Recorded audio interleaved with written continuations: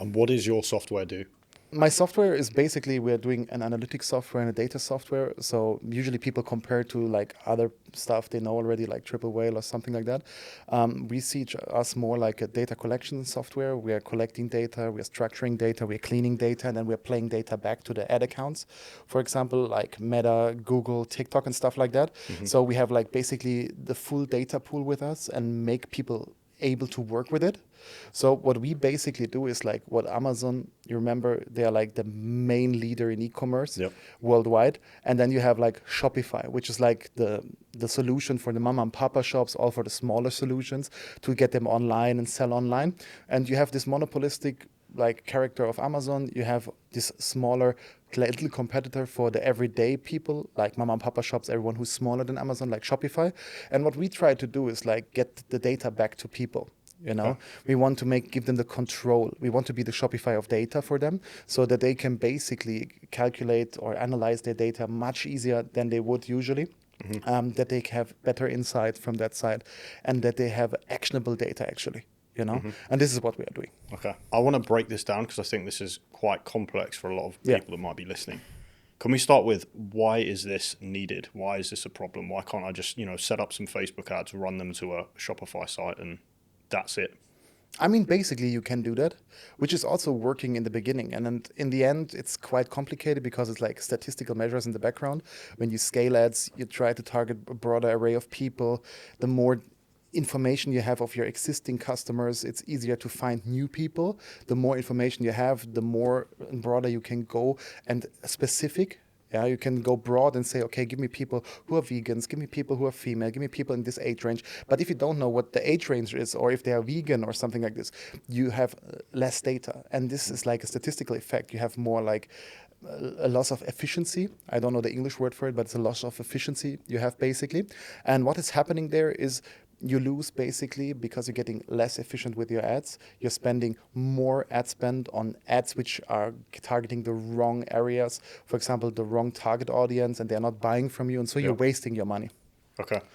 And to specifically answer the question, like what you said, like why you cannot do that. You can do this in the beginning, because in the beginning you have probably spent like 10K per month, 20K per month for your store, and it's converting and you get sales in. The problem starts usually when you get like over 50, 60K, when you start scaling and your prices explode. So this is what we are helping the people with, to identify the working ads and stuff like that, and giving them better data in their own dashboards and in the ad platforms, so they can scale easier and have a more stable ad price in the end. Okay.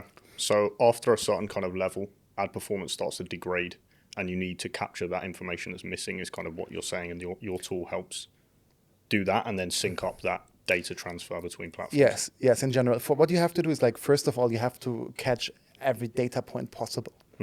Data points sounds like super crazy, Yep. but data points are actually first names, last names, email addresses, telephone numbers, like postal codes, cities, and stuff like that, IP addresses. These are data points. When we talk about data, data is always the aggregated value of data points. So this is the first stuff. You have to take what is possible.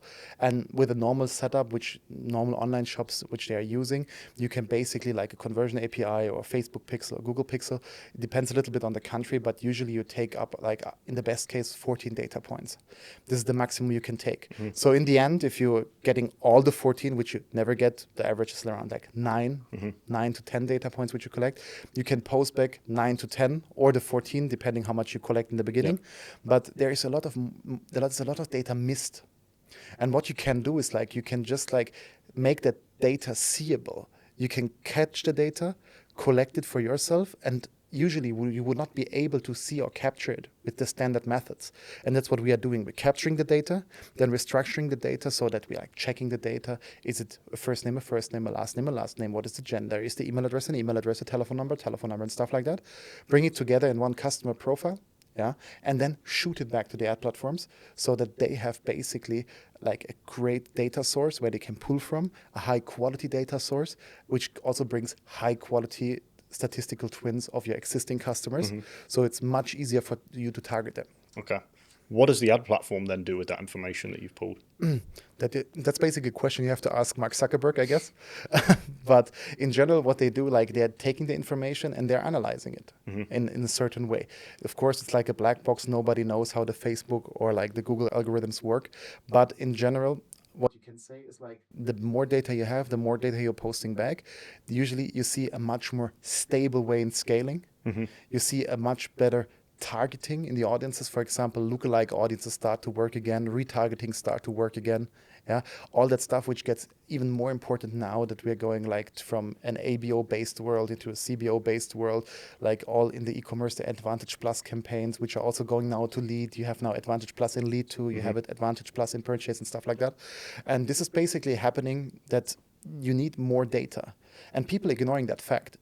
Because usually e-coms, they look on their ROAS, they look on their cost per action in any way, and then they try to optimize and like, yeah, I have to get margin, which is true in certain ways, but don't overlook the bigger picture.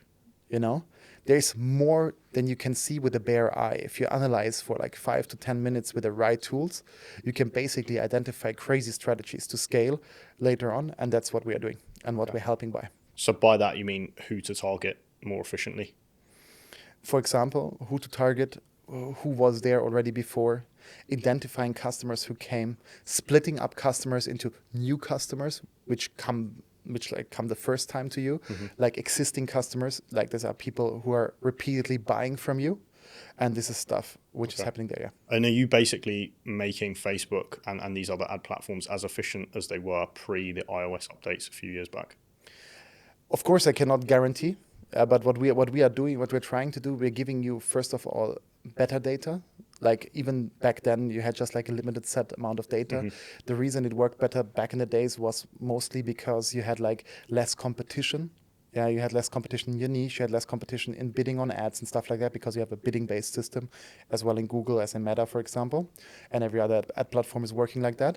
But what we are doing is we are not only bring you back to this like 2016 like environment because we cannot influence the environment, but we can improve your chances right now to perform better. So we can capture more data, having this certain edge in front of your competitors to succeed easier.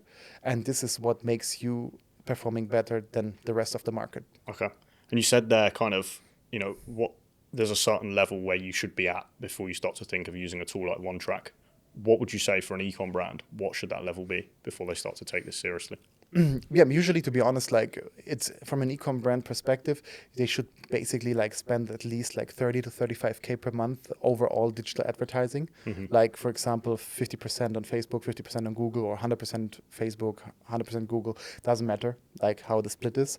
But I say at least like 30K per month, 35K per month you should do. Like in ad spend, because that's like depending also a little bit on the region. US shops are different in European shops and stuff like that because the markets are different. Markets are bigger, smaller. And this is basically like a rule of thumb which you can use and say, okay, if I'm making 30, 35K, I should basically think about like getting a proper data and ad tracking solution, because ad tracking is like the result coming out of the data in the end. And most people only look at the tracking, but most tracking tools are not like recognizing the data. So this is what you should do, in my opinion. We know how hard it is to scale in e-com. That's why we're on a mission to make it easy. So check out some of our other videos just like this one and subscribe so you don't miss your next big growth opportunity.